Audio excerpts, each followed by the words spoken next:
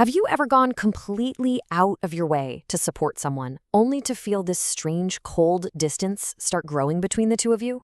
Welcome to This Explainer. Today we're unpacking a really fascinating philosophical framework that explains exactly why our efforts to help others sometimes totally backfire.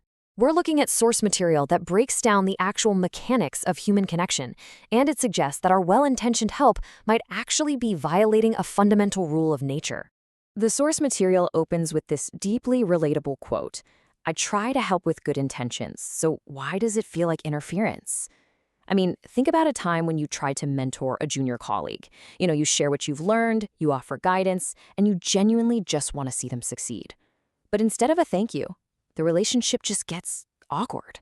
They start acting like you're interfering. It really leaves you wondering, are you actually benefiting them, or are you just subconsciously keeping them close because you need to feel useful? So you kind of have to ask yourself, have you ever crossed the line from helping to suffocating? It's a tough question, but it naturally prompts us to evaluate our own relationships. The lecture we're exploring today suggests that when we feel that friction, it's actually a massive red flag. It's a clear signal that we've crossed an invisible boundary and gone from being a supportive figure to a suffocating presence. To figure out why this happens, we're going to explore the source's framework of natural laws. Our agenda today covers 1. The real reason relationships unravel. 2. The 3 levels of connection. 3. The boundary-keeping 3-7 rule. 4. A warning sign called quantum energy. And 5. The universal principle of energy circulation. Let's just dive right in.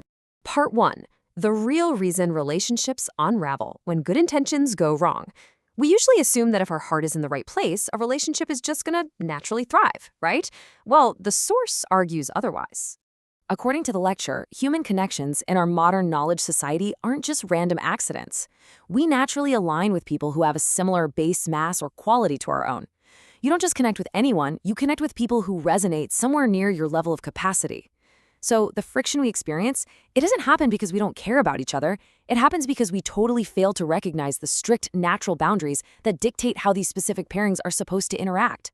Think about your own workplace or friend group. When you try to force a dynamic that isn't naturally there, it just feels entirely off.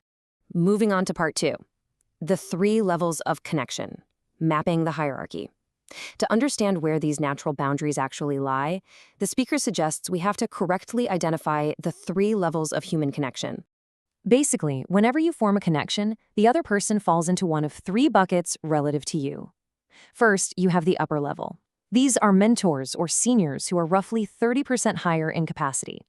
Your sole purpose here is to receive their energy and learn.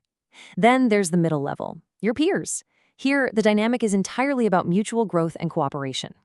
Finally, there's the lower level. These are your juniors, who are roughly 30% lower in capacity. This is the absolutely only level where your role is to give help and guide. The source notes that if we just pay attention, we intuitively sense this hierarchy whenever we talk to someone. And here is the golden rule. The lower level can never teach the upper level. The speaker is super direct about this. If you meet a senior to learn from them, but you start trying to teach them, you are entirely out of line. The upper level is meant to guide the lower, never the reverse. If you misjudge the relationship and try to act as the mentor to an upper connection, the relationship will inevitably sour, purely because you're reversing the natural flow of experience and wisdom. Which brings us to part 3. The boundary-keeping 3-7 rule, the math of helping. This is where the social hierarchy ties into a strict mathematical limit, and it answers our initial question of why helping juniors can sometimes feel like toxic interference. So, here is the fascinating math behind this framework. Whether you're receiving assistance from a mentor or giving it to a junior, the interaction must never exceed a 30% threshold. If you're the mentor, you can only help your junior up to 30% of their capacity. If you're the junior, you shouldn't expect more than 30% help from your senior. This 30% is the maximum natural allowance for assistance. The remaining 70%? That has to be maintained as a strict, hands-off boundary for the individual's own autonomy, problem-solving, and growth. Because according to the lecture, the exact moment your help exceeds that 30% capacity, it completely changes form. It stops being genuine assistance and literally becomes a projection of your own greed. You're no longer helping them for their sake. You're interfering because you want things done your way, or maybe because you subconsciously want to bind them to you. When you cross that line, the person receiving the help is actually taking a loss, and their natural intuition will immediately start to fight back against your control. Now for part 4, warning sign, quantum energy, the pushback. So what actually happens when you overflow this container and push your greed onto someone else? Well, the universe, according to this framework, doesn't just let that slide. The source uses a highly specific term for this dynamic, quantum energy. In the context of this lecture's worldview, it describes the invisible but very potent frequency emitted when a junior feels burdened by your over-involvement.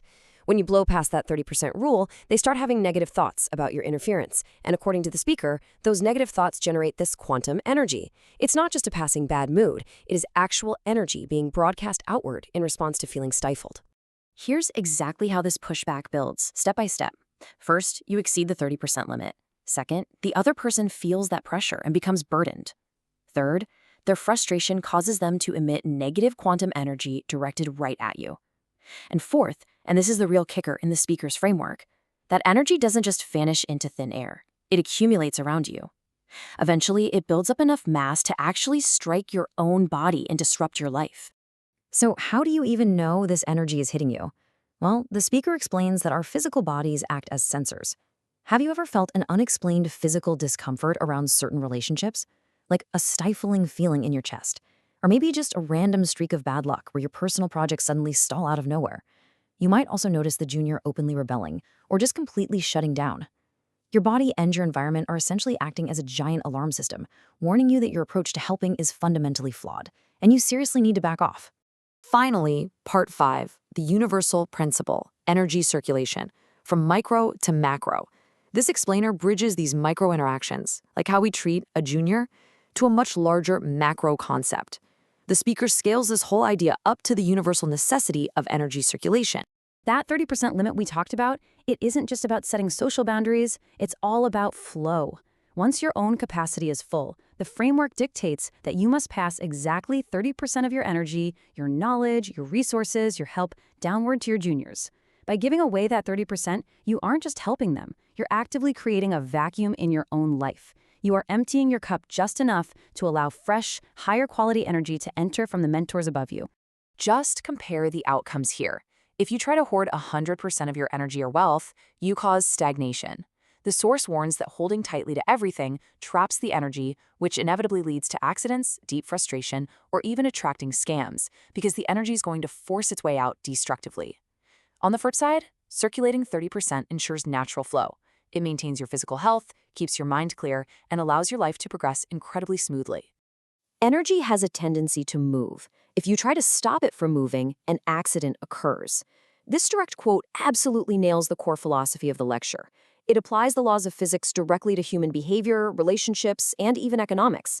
Energy simply wants to move. When you try to control a junior too much, you are stopping their natural energy.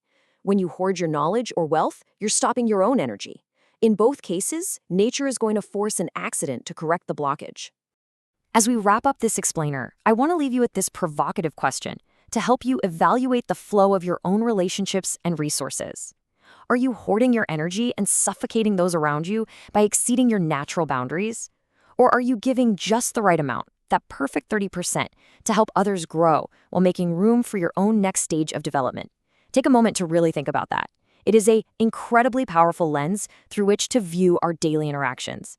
Thanks for joining me for this explainer, and I hope this framework helps you find the perfect balance in your own connections.